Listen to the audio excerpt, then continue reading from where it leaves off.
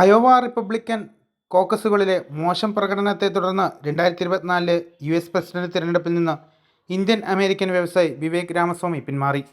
മുൻ US president Donald Trump ഈ കോക്കസിൽ വിജയിച്ചതിന് പിന്നാലെയാണ് 38-കാരനായ വിവേക് രാമസ്വാമി തന്റെ പിന്മാറ്റം പ്രഖ്യാപിച്ച് മുന്നോട്ട് വന്നത്. അയോവയുടെ ലീഡ് ഓഫ് കോക്കസുകളിലെ നിരാശാജനകമായ പ്രകടനത്തിന് ശേഷം താൻ തന്റെ പ്രചാരണം അവസാനിപ്പിക്കുകയാണെന്ന് ബയോടെക് സംരംഭകൻ കൂടിയായ വിവേക് രാമസ്വാമി പറഞ്ഞു. ഡൊണാൾഡ് ട്രംപിനെ അംഗീകരിക്കുന്നതായും കുറ്റകൃത്യങ്ങളിൽ നിന്ന് ശിക്ഷിക്കപ്പെട്ടാലും അദ്ദേഹത്തെ പിന്തുണയ്ക്കുമെന്നും വിവേക് രാമസ്വാമി കൂട്ടിച്ചേർത്തു. 2023 ഫെബ്രുവരിയിൽ മത്സരത്തിനിറങ്ങിയപ്പോൾ രാഷ്ട്രീയ വൃത്തങ്ങളിൽ താരതമ്യേന അജ്ഞാതനായ രാമസ്വാമിക്ക് കുടിയേറ്റത്തെക്കുറിച്ചുള്ള ശക്തമായ അഭിപ്രായങ്ങളിലൂടെയും അമേരിക്ക ഫസ്റ്റ് എന്ന സമീപനത്തിലൂടെയും റിപ്പബ്ലിക്കൻ വോട്ടർമാർക്കിടയിൽ ശ്രദ്ധയും പിന്തുണയും നേടിയെടുക്കാൻ കഴിഞ്ഞിരുന്നു. മുൻ പ്രസിഡന്റ് ഡൊണാൾഡ് ട്രംപിന്റെ സ്വരത്തിലും നയത്തിലും പ്രതിഫലിക്കുന്നതായിരുന്നു അദ്ദേഹത്തിന്റെ പ്രചാരണ തന്ത്രം. മുൻ തിരഞ്ഞെടുപ്പുകളിൽ ട്രംപിനെ വിജയത്തിലെത്തിച്ച യാഥാസ്ഥിതിക അടിത്തറയിൽ ഊന്നിയായിരുന്നു അദ്ദേഹത്തിന്റെ പ്രചരണം.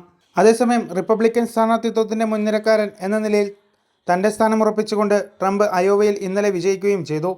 റിപ്പബ്ലിക്കൻ വോട്ടർമാർ തങ്ങളുടെ പ്രസിഡന്റ് സ്ഥാനാർത്ഥിയെ തിരഞ്ഞെടുക്കുന്ന ആദ്യത്തെ സ്റ്റേറ്റാണ് അയോവ. 53.3% വോട്ട് നേടിയാണ് ട്രംപ് ഇവിടെ വിജയിച്ചിരിക്കുന്നത്. രാമസ്വാമിയുടെ മാതാപിതാക്കൾ ദക്ഷിണേന്ത്യക്കാരാണ്. ഒഹായോയിലാണ് രാമസ്വാമിയുടെ ജനനം. 2014 അദ്ദേഹം സ്വന്തം ബയോടെക്സ് കമ്പനിയായ റോവന്റ് സയൻസസ് സ്ഥാപിച്ച വിവേക് രാമസ്വാമി ഇതുവരെ പൂർണ്ണമായും വികസിപ്പിക്കുകയും വിപണനം ചെയ്യുകയും ചെയ്യാത്ത മരുന്നുകൾക്കായി വലിയ കമ്പനികളിൽ നിന്ന് പേറ്റന്റുകൾ വാങ്ങിയാണ് ബിസിനസ് ആരംഭിക്കുന്നത്. 2021 അദ്ദേഹം കമ്പനിയുടെ CEO സ്ഥാനം രാജിവെച്ചു. ബിസിനസ് മാഗസിൻ ഫോർബ്സിന്റെ 2023 കണക്ക് പ്രകാരം രാമസ്വാമിയുടെ സമ്പത്ത് $630 മില്യൺ.